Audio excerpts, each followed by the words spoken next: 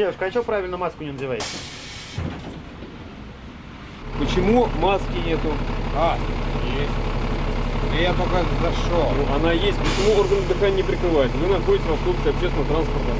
Она у меня Вы есть. должны находиться в маске. Да не, я только зашел.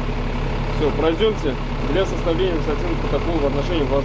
Я вас предупреждаю. На вас будет составлен административный протокол за нарушение санитарных норм.